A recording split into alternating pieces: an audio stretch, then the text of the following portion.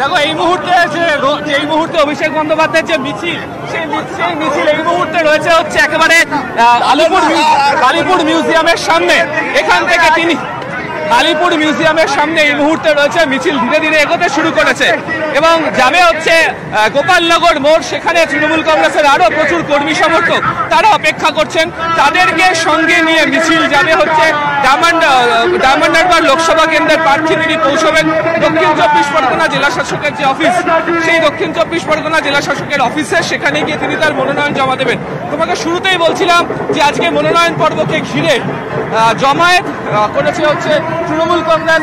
Diamond Harbour Lok Sabha কেন্দ্রের মধ্যে থাকা বিভিন্ন যে বিধানসভা কেন্দ্রগুলি রয়েছে, সেই বিধানসভা কেন্দ্রের যারা বিধায়ক যারা রয়েছেন তারা যেমন হাজির থাকছেন, এছাড়া বিভিন্ন পঞ্চায়েত এলাকার দায়িত্বপ্রাপ্ত বা ডায়মন্ড হারবার লোকসভা কেন্দ্রে যারা কাজের ক্ষেত্রে সাংগঠনিক দিক থেকে দেখাশোনা করেন, তারাও মুহূর্তে রয়েছেন হচ্ছে অভিষেক বন্দ্যোপাধ্যায়ের সঙ্গে।